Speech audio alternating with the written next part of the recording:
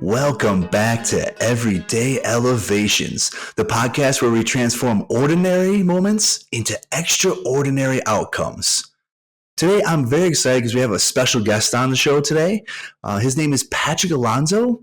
He's a licensed pharmacist and the host of the Men's Health Unscripted podcast, but he isn't your typical healthcare expert. He works more as an advocate for men's health, kind of similar to how a financial advisor works as an advocate for monetary gains. So with that, I don't want to give too much of your story away here, Patrick. I'd love to, for those who don't know you, give yourself a little bit of an intro, talk about your background, and we'll go from there. Sure. Sounds good. So thanks for having me on. First and foremost, it's an honor to be here and be able to kind of talk to you. I know you've had a health journey since kind of talking off camera, and it's always great hearing people's adventures and just like how they've bettered themselves, whether it be mental health, physical health, and all that stuff. So thanks for having me on. Of course, I'm excited. So yeah, tell me a little bit more about yourself. Obviously, I gave the standard shell of a biography on you, but I know people want to learn more about you personally. Sure. So I am a licensed pharmacist, a consultant pharmacist here in the state of Florida. I can do some telehealth things outside, that might come into play a little bit later. But for the most part, like my licensure is here in Florida, and it will be expanding, I think, soon, hopefully. But the main thing I would kind of want people to know is that I am not like your typical pharmacist. I don't sit behind a counter all day. I actually have an office. I work one-on-one with patients, and I'm more so of a healthcare advocate. And what that means is kind of like you said, you have a financial advisor for your finances. Some people have a lawyer for their legal stuff or business things. And so I'm kind of that bridge in the healthcare field. And a lot of people find the healthcare field is difficult to navigate, confusing. There's a lot of paperwork.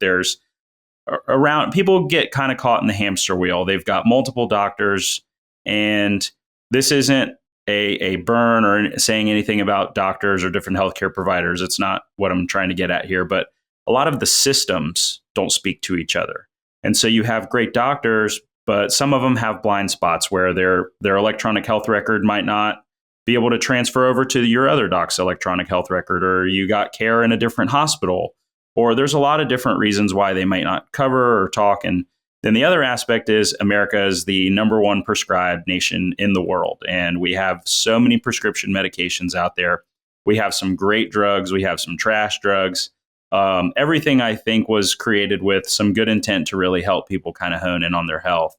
And my goal as a healthcare advocate is to, help people get past all the weeds and get out of the hamster wheel so that they can really focus on their health. So I help people take away all the stressors and, contacting doctors, trying to get their health information organized and things like that. And then the pharmacy comes into play as a lot of my clients have a lot of supplements and medications. And I mean, I can't tell you how many times this interview that we're doing, this desk that I'm interviewing on, has been full of bottles, whether it be supplements and pills and all kind of stuff. So it's really helping people kind of show what do you need, what do you not need, what questions to ask. And just overall, I'm kind of their bridge to anything that they need in the healthcare system. I'm here to help with that. Love it. So as soon as you mentioned all the pill bottles, memories popped in my head. So I used to help my grandma and grandpa out and live with them for a little bit. And oh my goodness, the amount of pills just my grandma alone had was insane. It was probably, she'd have 30 pill bottles a day and taking prescriptions multiple times a day, just sitting there. And of course, in my back of mind, I'm like, there's no way this can be good for any human being to have this much medication in their system. Without going into too much detail, she had overdosed multiple times due to the medication and other things, I'm sure, as well. But having the medication she had wasn't very helpful. It's kind of one of the reasons why I was excited to talk to you, because I was like, this is an out of the box type of conversation that I wouldn't normally have or get an opportunity to have, because I wouldn't even think to ask in like a Facebook group or anything like that, where podcasts, you typically meet people up on those, like need a guest and whatever 1,800,000 different ones they have. Right. But that's why I was so interested in this conversation because there's so much that we don't know. I'm a firm believer that here in America, it's interesting. Growing up, it used to be throw some dirt on it. Right. Right? Like we used to get, you got a scrape, throw some dirt on. Oh, you have a headache, throw some dirt on. Whatever. Get some, what is that? Vapor rub, Vicks Vapor Rub, whatever. Like whatever little random thing like your grandparents or someone would say to you, right? And then now it's like, take some pills. Here you go. Here's this meds. It's like, man, how did our society get to that point? So again, that's why I'm excited to chat with you, because I personally want to get smarter on this. And I know people in my audience will definitely want to get smarter on it. So it's exciting to get these tips from you. So Sure. I kind of went on a huge tangent there just because I was excited to chat. But with that, when you had mentioned the fact that there's so many clients who come to you and put all these bottles on your desk, like, how do you, when you deal with a client or just in general, how does someone know when maybe they shouldn't be taking these meds? How is it, like, what can they look for? How they can get this information and maybe make a more educated decision rather than just listening? And it's not to take away from the doctors. Doctors do the best they can. But me personally, I found they diagnose the symptom. They don't fix the problem. So they give you a medication. And maybe I'm wrong. I apologize to any doctors who might be listening in on this. I know a lot of you are amazing. Most of you are. But yeah, nonetheless, it's one of those things that's kind of like my personal take on it. So how would you help somebody with that, like in terms of advice? So I kind of want to get to the root cause of this first. And then I think explaining that will kind of explain the rest, right? So let's think about what we, what we consume. And this isn't necessarily talking about food and drinks and things. When you watch TV, do you see drug commercials? Absolutely. Right. I mean, I don't think there's a TV channel or TV station where you can't watch a show for 30 minutes to an hour without at least seeing one drug commercial. So that's kind of one aspect, right? The United States, and I've heard this is changing. So it used to be the United States and New Zealand were the only two countries in the world that allowed drug commercials. So that's a fun fact. Now I've heard that there's some countries in Europe that are actually allowing drug commercials. I believe Germany was one recently that somebody came, told me, I'm from Germany, I've started seeing drug commercials. So those are a couple of things to maybe think of. What are you being marketed? What are you being sold, right? And then that's just direct to consumer marketing. There's drug advertisements and commercials and other avenues outside of TV, but you guys kind of get the idea. Then if you want to talk about, well, now you have a doctor who constantly gets bombarded by drug reps. Well, drug reps work for the company. They're not necessarily pharmacists or healthcare professionals or anything. They work for the company. They've been trained to talk about one or two drugs, maybe more. And so they have some expertise in these medications. But they're, at the end of the day, they're kind of salesmen or saleswomen, right? Usually they're very nice looking.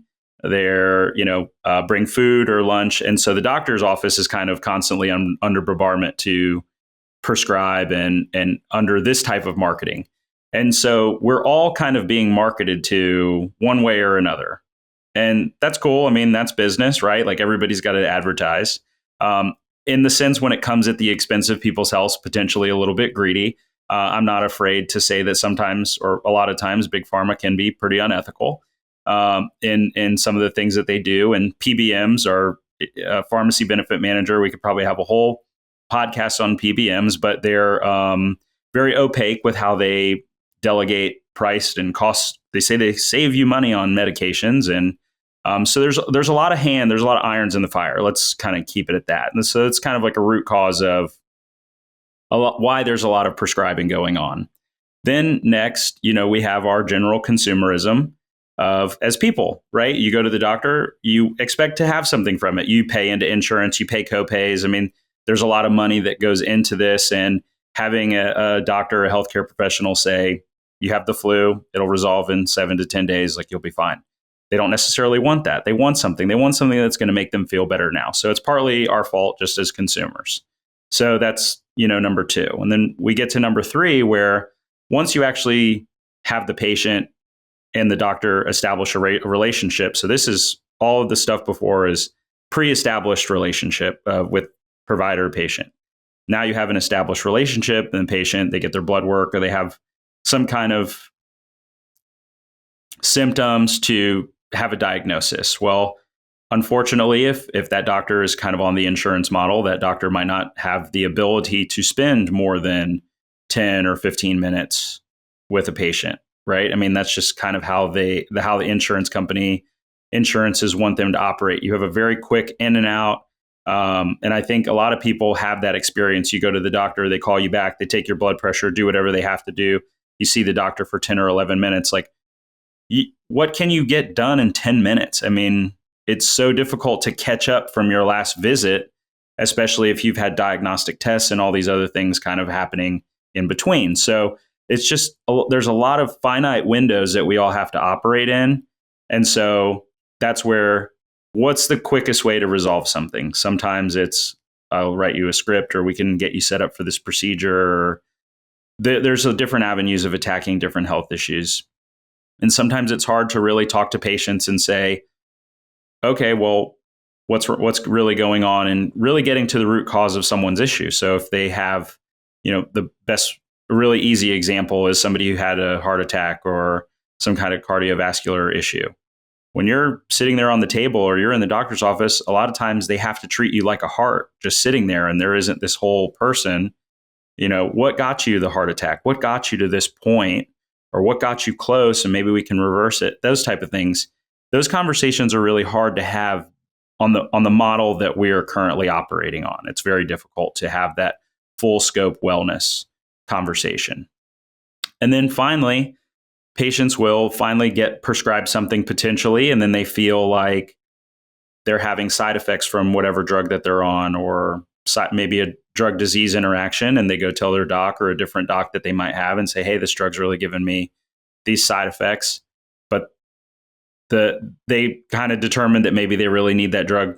The problem is, though, and this is like first rule broken of pharmacy, like pharmacists, right? This isn't maybe always common knowledge outside of our profession, but it's not always great to treat a side effect with another drug. And that's really where people end up in the hamster wheel. So I kind of said all that to just say, a lot of people will get on that. This is just the impact on our brains and how it translates to finally the doctor-patient interaction where they get prescribed something. And so it's very easy to offer a patient a medication or some kind of solution that would seemingly happen pretty quick. And they'd much rather take that than dive into the root cause, or they just don't have time, or they don't even know where to start. So that's kind of really why I think a lot of this has happened, why prescription drugs have taken such a front seat in the healthcare system, is partly because Big Pharma has the money to lobby and get in there. And I'm not saying I'm completely against medications. I think they're great, fantastic tools to help patients get to their health goals. However, I feel like there is an over-medication problem where, like you said, Jason, your grandmother, there's pill bottles everywhere, right? And they're just all over the place. And as a pharmacist, like, I can help somebody keep track of those for sure. But as an average person, half my clients come in and they're like, I can't pronounce this. I don't know when I was prescribed this. I don't even know why I take this anymore. So getting them in a place where they understand healthcare, they understand their drugs, and then we kind of start diving deeper. Well, why were you prescribed that? Oh, was it to fix a side effect of this? And you kind of start realizing. And so that's one really great way to know whether you need a drug or not. Were you prescribed the drug because you had a side effect, or were you prescribed the drug because you actually had an issue with a disease state? And so you start to find that one drug might raise your blood pressure. So you get another drug to lower your blood pressure. And then people just end up in these really nasty wheels, and it really becomes tough to get them out of it. It's possible. It depends how long a disease has progressed. It depends how long they've waited, what kind of treatment they've had, and all that. But it's definitely possible to get people off drugs. And so that's not always the solution. But minimum effective dose is kind of like my sweet spot, as in my practice.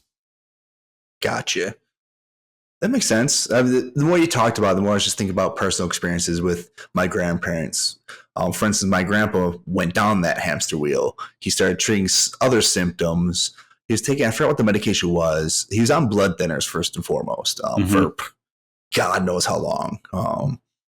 But it had been good 30, 40 years of him being on blood thinners. And then he started getting this itchy skin, like near towards the end of his life. He had it for like the last 2 years. And so they started giving medication for that, and that caused other issues. The medication was hurting his liver and kidneys. And I was like, man. So as soon as you mentioned that hamster wheel, I'm like, yeah, he was treating side effects of other things, and those pills were creating more side effects. And he started adding more and more pills onto that. I was like, this is insane. And I always said, I was like, this can't be healthy. There's got to be a better way. But I just didn't know what that would be. So it's interesting to hear you talk about and just be so open, just because of the fact that there's a lot of people who go down this hamster wheel. Right. So, and there's knowledge gaps there. And a lot of my business is just creating education for people and then having them understand what's going on. And then the light bulb goes off. And then what you really see is a lot of the confusion and stress starts to go away. And as you probably know, I'm sure your listeners know, like stress is a killer alone, right? And that it dysregulates your endocrine system. It doesn't let you sleep. I mean, there's all kind of issues just with stress and the stress that we put on ourselves. And a lot of times diseases can be not necessarily it's all stress's fault, right? But stress can lead to overeating, sedentary lifestyle, and these type of issues that get Americans in like chronic metabolic disease state. But the problem is that you're dealing with a stressful job or issues at home, and all these other things compound. And it's so tough to then, after all of that whole day that you've had or that whole week you've had, sit down and eat a good meal and go for a run or go lift some weights and things like that. And it's so much easier to just kind of like hang out, drink a beer and sit on the couch, right? I'm not saying that's for everybody, but these are kind of things that I usually see where it's just it's an easier way.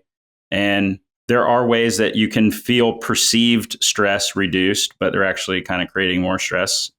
And so it's just really tough. And so when you kind of start to navigate the healthcare system and kind of I'm really helping my patients catch up to the doctor's level, so that if the doctor has only 10 minutes, then we get to have some additional conversation after, or I can help coach them I come with them to their appointments if they'd like. So then I can ask the questions, or I coach my clients on what questions to ask so that they better understand what they're kind of working with, rather than, hey, you got this disease, here's a prescription, see you in 3 months.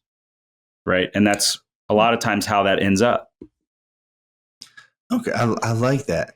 That's interesting, actually. Well, I love the fact you're educating them so they can come in more prepared for these doctor's appointments, because I know myself, I go in clueless. I'm also a pretty laid back guy, so I don't really worry too much about it until eventually I'm going to have to. But it's one of those things where I think it is important that what you're doing, just helping them understand a little more what's going to happen with the process and how they can get more out of it. Because you're right, we get very little time in the doctor's office. I spend more time waiting for the doctor to come in than actually talking to the doctor. Right. I typically talk more to the nurse than I do the doctor, him or herself. So as soon as you mentioned that, I started laughing. I was like, in my head, I was like, yep, this checks out. Right. I get it. Again, insurance plus, timing, amount of patients, things like that. There's different variables that come into it. It's not that they're just trying to quickly shun you off. There's just they're trying to help to the best of their capability and what they're allowed to help in that moment. So yeah, I don't want to make it sound like I was earlier trying to badmouth them either. Just to be clear, like I've had plenty of good experience with doctors. I understand that their job is not an easy job. Right. I'm just trying to help kind of elevate the patient. The way I like to think of it is like I'm helping the doc, because now you have a patient that's on time, ready. They have all their medication lists. They have their past medical history. All their health information is there and ready for them to analyze and look over and input into their system. And what I've noticed that allows them to do is that instead of the doctor going and trying to scramble and find information, it's all there. So we can come in and actually get a few more minutes with them, because you have someone that's prepared and on time and ready to, and already kind of pre-educated for the visit. And so they're kind of ready to have a discussion or ready to kind of follow up on whatever happened in the past. And so that's really where I feel that I've enjoyed so much in my job, and kind of like you, I had a relationship with my grandparents that was probably a little bit different than a lot of people. Like some people have parents, and, my mom went through a bad divorce. So my grandparents really picked up a lot of the slack to help her while she had to go to work and do those things. And I noticed the same thing. I mean, once my grandfather had one health issue, and he was a pretty healthy guy for the most part into his 90s, but he had a health issue. And then all of a sudden the medications just start pouring on. And you learn in pharmacy school, like certain diseases, there are certain cocktails of medications that kind of go with that disease. And then I started noticing that he was feeling really bad. He had some duplicate medications. So one of his doctors was still on the paper system. So no electronic health record. And this was years ago, right? This is a while ago. So it's not, we're not like yesterday or anything, but there are still doctors on the paper system. We're not going to call anybody out. But then there's also, his other doctors were kind of a little bit more updated on computers. So there's this huge disconnect, right? And so one doc prescribes one thing, one doc prescribes the same thing under a different name. He starts to feel really bad. Hospitalization happens. And I'm just looking into it. This is before pharmacy for me. I mean, this is before any of that. I'm still an undergrad. And I just realized, hey, these names are kind of similar. What are we doing? And turns out he was prescribed two of the same med, just under a different name. And that's kind of something that can happen, right? And then same thing, kind of very similar happened to my grandmother, except I was kind of already in the pharmacy role and was able to advocate for her more. And I realized, man, a lot more people need help. And this isn't just isolated to my family. I mean, I'm in the pharmacy working, and there's people coming and asking the same questions and having the same issues. And this is where it really gets this is kind of my villain origin story, I guess, where I'm, in a pharmacy, and I'm realizing that I'm answering all the same questions, and I'm kind of dealing with the same stuff that my grandparents were dealing, and realizing this isn't in isolation. This just wasn't my family. This is a lot of families. And so I left that and to start this practice so that I felt I could make a difference. And then also really just advocate for my profession of pharmacy. I want to prove that we are a lot more than kind of like hiding in a basement in a hospital, verifying your meds, or sitting behind a counter at a big box pharmacy. We have a lot of skills. We leave school with a lot of skills. If you do residency, you leave with even more skills. If you do fellowship, those kind of things. And so, or just how you practice, right? And when you have so much training, education, and a skill set that can help people, but you're confined due to the healthcare system and insurance and all that, it kind of takes away from how we feel about ourselves as pharmacists. And I want to change the way people think about pharmacists, and not just immediately think, oh, you work at CVS or Walgreens or Rite Aid or whatever. And a lot of people don't even know that there's pharmacists in the hospital hiding in a basement, you know what I mean, trying to verify their meds and make sure that there's safe dosages and all that kind of stuff. So I want to get the information out there that pharmacists are really valuable in the healthcare system, especially with how much medication people take and supplements. I mean, you can go on and on with all the fixes people are trying to find in or out of healthcare to make themselves feel better. That's really just, it makes me so happy that I get the opportunity to do that for my friends and my colleagues in the system, because, one day they might have a new place to go work or be able to touch people's lives in a different way. No, I love it. What you're doing is amazing. It's obviously, it's incredibly helpful. And this is the first I've heard of anybody doing this. I'm sure you're not the only person doing this either. I'm not the only one, but I think I'm the only pharmacist. And that's where there's a difference. I don't know. I mean, in a different state, there could be.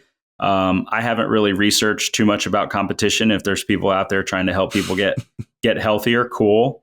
I'm happy for that. But, as far as I go, I really think I'm the only person, at least in Florida, or at least my area, that is a pharmacist and also advocating. There's other pharmacists that are entrepreneurs, and they'll have their clinics and things like that. They do functional medicine stuff, but I'm still ingrained in the healthcare system.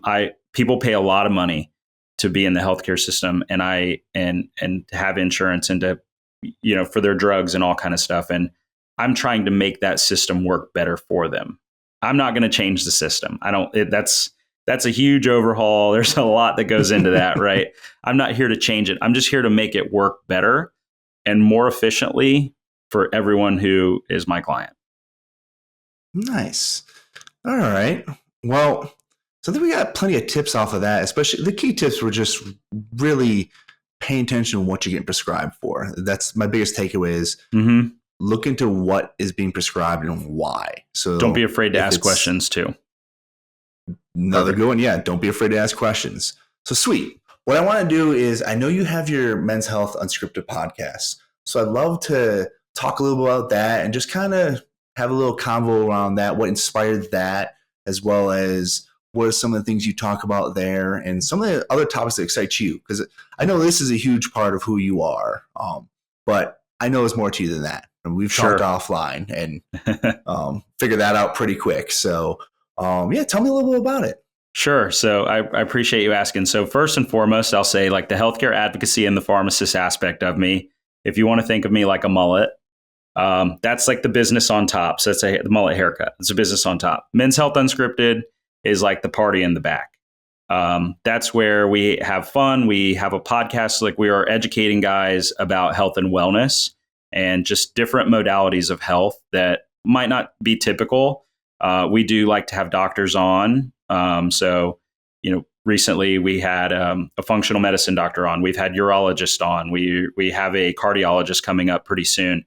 But what we like to do is kind of just have these doctors who have such knowledge and expertise in these fields talk about how it impacts men. Because as you probably know, guys don't like to talk about their health. Guys definitely don't like to talk about their mental health. And a lot of men just in general will kind of wait until their arm is falling off before they go to the doctor or the hospital or something. I mean, it's like really got to be a significant issue. And we found this, we started doing this type of work when we were in pharmacy school. It was about 6 years ago, pre-COVID. And we started like a little group at our pharmacy school because at our school, we kind of had to do extracurricular activities and we had to just do different things. And so we're like, well, all the current activities kind of suck. Let's make a fun one, right? We can make dick and fart jokes, for lack of a better term. We can have fun, but still be serious and still, educate people on health. And what I noticed so Cam's my co-host on the Men's Health Unscripted podcast. He's a nuclear pharmacist and works crazy weird hours. And he's got a pretty interesting job, and also he's a Marine. So he's got a really interesting perspective on this. And I'm a healthcare advocate and a former college baseball player. And we've kind of realized that a lot of guys they don't care or they just brush it under the rug. And what we wanted to do was have some fun. There's, a little bit of guy, locker room talk, I guess, that goes on, but nothing like really bad. But it's us being ourselves. We're kind of, the pharmacy hat is kind of always on a little bit. It's just part of who we are. But we kind of try to take that off and ask questions that maybe the average person wouldn't know, or even things that we don't know. I mean, we don't know everything. And we're pretty open about that. And I would say that we've learned so much from the podcast because our audience is pretty interactive. Our guests are pretty interactive. And we've just learned so much about what people want and what people are looking for. Over the podcast will be 4 years old, right around the middle end of May. I always forget the date. It's like in the 20th something, but and so we really just try to have an educated conversation for men. And what happened was we first started just talking about metabolic disease, so like high blood pressure, diabetes, stroke, those kind of things, the things that pharmacists deal with a lot. And as we got out of school, we started realizing that our audience was talking about men's mental health, relationships. What I want to be vulnerable, but the last time I was vulnerable with a partner, she used it against me. And now my feelings were turned on me. I mean, there's real things that guys talk about and they're deep conversations. And sometimes we, not all the time, but sometimes we make some jokes, right? I think all guys can kind of laugh at themselves a little bit, and we laugh at ourselves all the time. So this isn't like us pointing fingers, but I think what the big thing about the Men's Health Unscripted podcast is giving a lot of guys an outlet to ask questions. We're healthcare professionals, so we're trustworthy. and at least we think we are, right? But what we try to do is just, if it's something that we can't answer, we find a guest who can answer. And I think that's what's really important, is finding people who have had an experience in life. So it's not just a professional. I mean, we've had cancer survivors. We've had, all kind of people on the podcast that just tell their story. I mean, we've gone from things as dark as like, male sexual abuse, which never gets talked about, and, male abuse in relationships, where like, where does a guy go? You see a lot of, women's shelters, but where does a guy go if they're abused in the relationship, right? I mean, other than maybe getting laughed at. What are some mental health resources for guys? What's the suicide hotline? It's 988, by the way, if anybody's wants to know. I mean, if there's a crisis line, 988. And so we're just trying to find resources for guys, and it's just evolved into this really fun, interesting project with hundreds and hundreds of hours of content that we feel like, and it's still growing. I mean, we've never touched all the subjects, and we're not sure that we will. I mean, there's so much niche information for men, and it's all really just built on having fun, being accountable for yourself, and, just being the best man that you can possibly be. And nobody's telling you on our podcast. We don't ever tell anybody how they should live. We hit diet a little bit. It's not like this huge diet and lifestyle podcast, because a lot of people get offended and angry about their diet, and that's fine. We just want people to do what makes them feel good. And we just try to seek out different modalities that maybe a lot of people have never heard of, and give them that option. Reach out, figure it out. And it's really turned into a lot of fun, where we have a great audience. They're really interactive. Some people have said it's like almost cult-like. I don't think it's like quite that far yet, but just giving a guys a place to open up, talk about it where they feel comfortable. And I'll tell you one really quick story is in 2022, we were at a car show doing like, we just had our tent, like a setup, a tent. We had stickers, we were giving stuff away, just more like a trade show environment as a car show. A lot of military there for whatever reason. And this Army guy comes by and he's like, "Oh, you guys are what?" We tell him Men's Health. We're Men's Health Unscripted. We have a podcast. We talk about men's physical and mental health. And he's like, "You guys are talking about men's mental health? That's awesome." And that was the first time we heard that. And we'd been doing men's health work for years before that. And every time we'd set up at a car show or somewhere where there's a lot of guys they're like, "I don't want to talk to you. Screw off. Like, get away from me." And more times than not, it was their sisters or their wives or girlfriends or whoever telling them, "Hey, go talk to those guys. Like, they're here for men's health." And it was more so the women in their lives forcing them to kind of come and have conversations with us. So it was really refreshing for just a guy to come up, military guy, toughest of the tough, right? Come up and say, "Man, that's really awesome. It's really needed." And that was kind of a huge turning point for us. Yeah, and that makes perfect sense. I think nowadays, and by the way, I'm prior military myself, so I can totally relate to what he's saying. There wasn't, especially when I was in the military, it was still a little taboo to talk feelings and things like that. So I know that was a little bit of an issue for me. I couldn't really, I shouldn't even say that I couldn't, because I had therapists who I talked to here and there, but like it was hard to be vulnerable when you were trying to balance being a leader, not showing weakness, and not understanding that showing vulnerability isn't weakness, it's actually true strength. But when you're in the military, you think, "Ooh, strong like bull, never get scared, never get upset, no tears. You're a grown man. You go kill people for a living." Well, at least that's what people think military do. Right. But like, so when you going out there and doing that, it makes perfect sense that somebody would come up to you, especially a military member, saying, "Hey, this is amazing." Because the truth is, even to this day, it's gotten a lot better.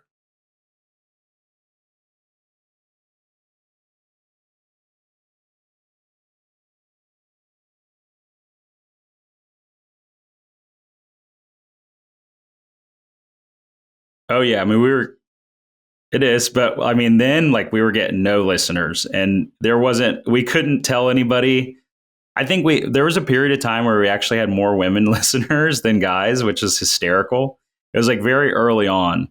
And I think part of that was we had Dr. Tara on. She's like a sex coach. A lot of her target audience is kind of women, but not like it's everybody, but she just attracts who she attracts. But, we had her on, and it was neat because a lot of girls would reach out to us and be like, I didn't know this stuff about guys. Like, this is really interesting. And then eventually kind of like guys started to catch on. And I think guys started to really realize that they can talk about it. And like you said, showing vulnerability isn't a form of weakness by any means. And really, at the end of the day, I mean, what we found is like, hey, if you're in a relationship and your partner's using your vulnerabilities against you, might be time for a new relationship.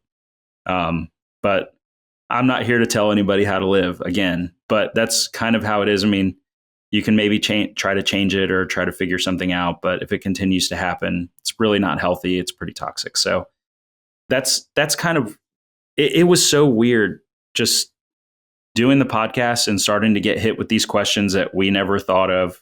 We never thought were issues with men, just because it was never discussed. And I know we have our own problems as guys, just Cam and myself.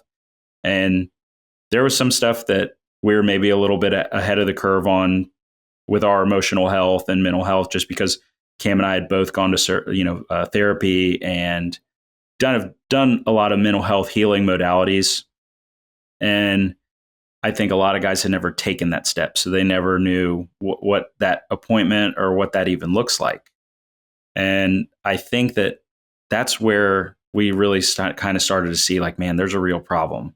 If guys can't open up about this stuff, if guys are in their own relationship feeling stuck and they don't really feel like, I mean, this is a side note, but not really a side note, but there's a huge friendship epidemic that men have. Even before COVID, but COVID made it worse, where guys over the years have claimed to have had less and less close friends that they feel like they can have an important discussion with outside of the superficial, typical cars, chicks, sports type conversations that guys are known for. A lot of guys say they don't feel like they have somebody to reach out to. And I think that it would be so important for maybe our podcast, maybe some other men's health modality to really lock that in and let guys know, maybe you do have somebody that you can talk to, but you just don't know because you've never said anything and you're in your own brain. And so kind of getting guys out of that rut to where they can go seek out therapy. And we even say it, therapy's not for everybody. There's a lot of different modalities out there.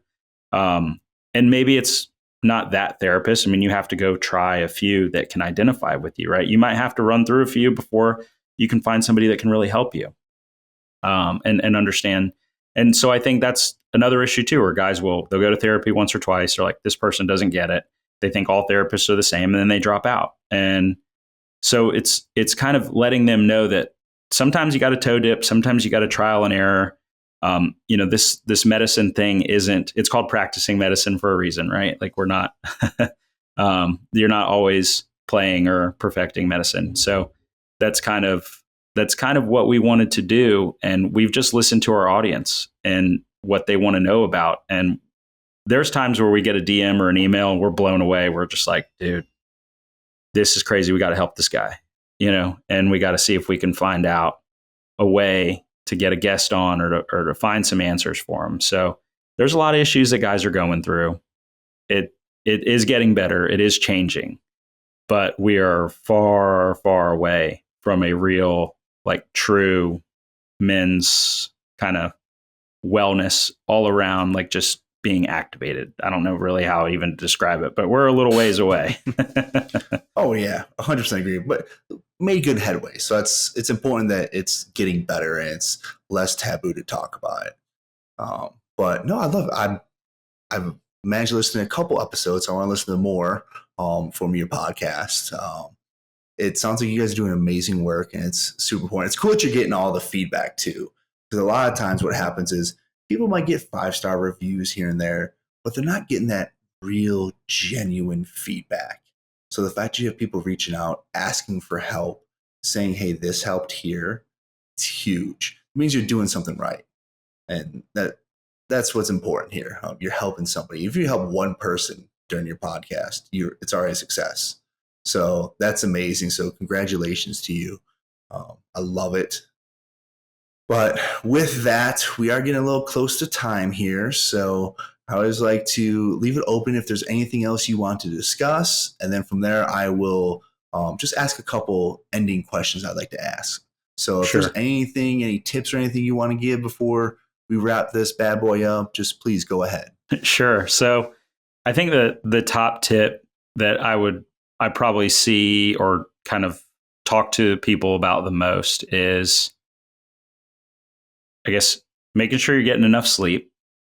This is like kind of the pharmacist coming back. Make sure you're getting enough sleep and make sure you're getting enough quality sleep. There are a lot of different ways that you can kind of do that, but that's like probably for a different podcast. I mean, there's whole aspects on sleep. We're coming out with like a full sleep course to kind of help people understand the processes. A friend of mine who's a behavioral health coach and myself. And so I'm kind of covering the pharmacological and supplement aspect, and she's kind of covering more of the behavioral health aspect. So that'll be probably coming out next month. But make sure you're getting enough really good quality sleep. Turn off the TV early, get off the phones and things like that. And then really just eat good quality food. I think that's kind of something that we get off track of. And I know this is something that's really important to you too, like in your health journey. Jason's like making these changes. So those are kind of the big things. I mean, you can resolve a lot of issues by just getting good sleep and eating good quality food. You don't need me. You don't need, a lot of this other stuff if you can kind of lock those two things down.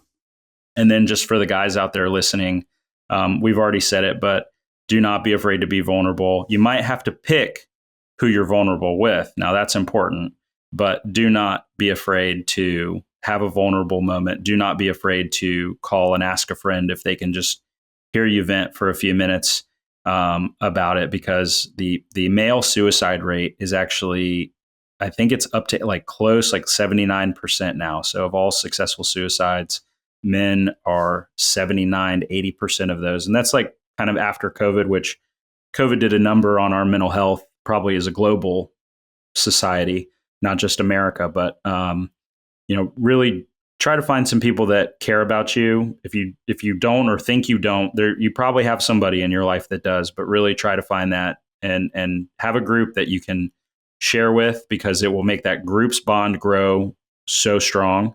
And, you can still always have the fun, cool conversations, but just know that like you have people that got your back, because these suicide numbers for guys like have to go down. It is alarming, the violent intent that guys take to take their own lives. And that's something that's super important to me as a man, and super important to our podcast as Men's Health Unscripted, is like really helping guys with their mental health and realizing that there's a different way. Like you don't have to take your own life. Yeah, absolutely. I've had a couple friends that did that. So it's important to talk about and understand there's avenues to help yourself. There's always somebody who can be there for you. Yeah, Cam, my co-host, we had a spot on the local news last year for, I think, Memorial Day, I believe. And when he was in Afghanistan, I think he did 1 or 2 tours in Afghanistan, never lost anybody. When he came home, 6 of his friends committed suicide that he had served with. And he lost more people at home than he did actually in combat, which is alarming and disturbing. So, and this isn't just directed towards the military folks. Like this is for everyone. So if there's trouble, I mean, Jason, I'm not sure if you provide resources, but we do. So hit us up, somebody, Jason or myself, like, we can make it happen. We'll help find you some really great resources. SAMHSA has a great mental health resource, and they help people find therapists for, throughout your budget. Like if it's low income or anybody, they'll help you find the healthcare professionals that you need. So, I mean, there's a lot of really great resources out there that I think people just don't know about. We know about it because we get directed to them as healthcare professionals. So we're just trying to get that information out there to people. Gotcha. Up until this moment, I haven't really talked too much about it, but yeah, I definitely want to make sure that I'm giving more resources out there. So thank you. That's Sure. huge. I'll email you some. A little bit more to my mission. Yeah. Yes, please do. For sure. So with that, let's hop into the questions here. All right.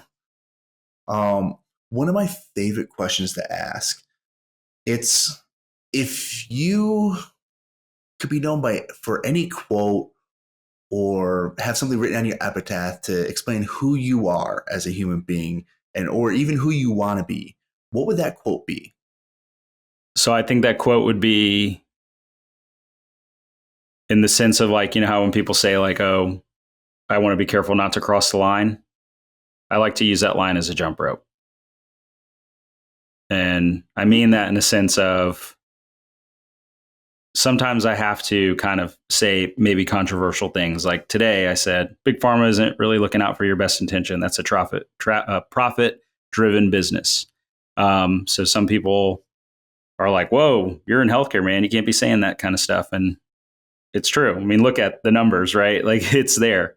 But sometimes I do say controversial things, and I don't hold back because I feel like I need to share that information with people so they understand that, yes, there's an aspect of it that's looking out for your health, but there's also an aspect that's looking out for their profits. So figure out what you're being sold and kind of see, are you being sold something or do you really need this for your health? Okay.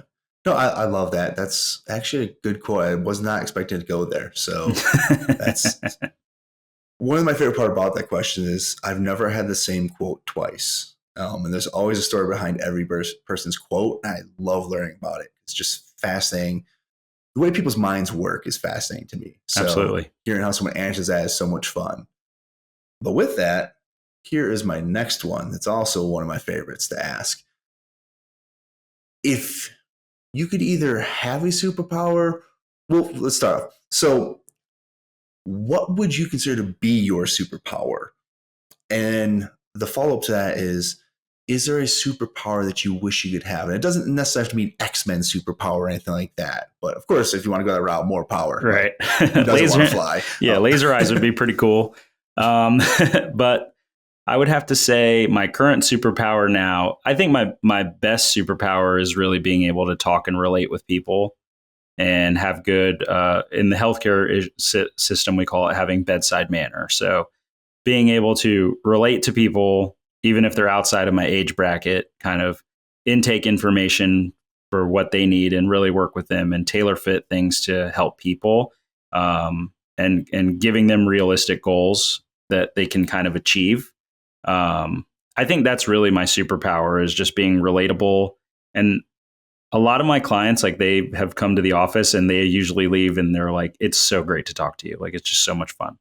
And so that's kind of how I want people to feel about me, whether you're hanging out with me, on the weekend, or you're my client and you're coming in to get some good health information. I feel like that's probably where I excel best at right now. I would also say I really love building teams, and this probably goes back to my baseball days where I coached and I played and all that. But I love seeing a team come together and accomplish something big. So those are probably my two favorite things right now. I'm working on building the team for this business, but those are just so much fun and really my favorite things to do.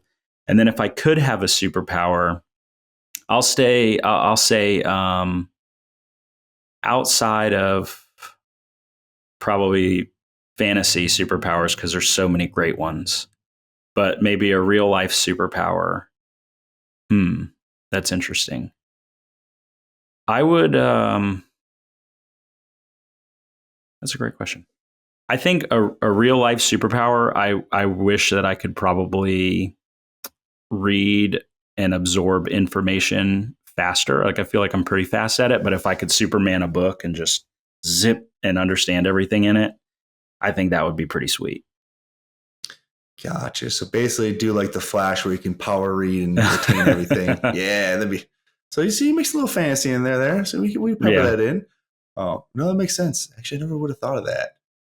That would be kind of cool. I mean, I could go on. So many books I want to read. Yeah, I'm I'm kind of a huge comic book nerd and stuff too. So, flying, invisibility, Wolverine's healing power, Deadpool's sarcasm. I mean, all of it. I wish I could have all of it, right? Sounds like we got to do a whole nother podcast episode just on characters here. Right. Because I'm a big comic book guy myself. So yeah. That's why I ask that question, just because it's a lot of fun. It can go any which way. Some people say, oh, I want to fly. Yeah. I mean, personally, I'd rather teleport. Maybe Nightcrawler. Right. I'll get there quicker. But it also depends how you answer it. So if someone says they want to fly, it's because they want to see the world from a different perspective. Cool. That's beautiful. I still want to teleport. So, but nonetheless, yeah. Before I go off too much a tangent here, that was really the main question I want to ask. I always like to have a little fun with it. It kind of just gives different perspectives on things. So with that, where can people find you? So this way, if they want to reach out to you, maybe even reach out to your podcast, listen to that, where can they find that at? Things along those lines. Sure. So Men's Health Unscripted, the podcast, is available on pretty much every platform that people listen to podcasts, like Spotify, iTunes, Amazon, iHeart, anything. I think pretty much I think we've tried to cover everything. So we're on all those. If you can't find us on a platform that you like, let us know, because I'd like to know about that.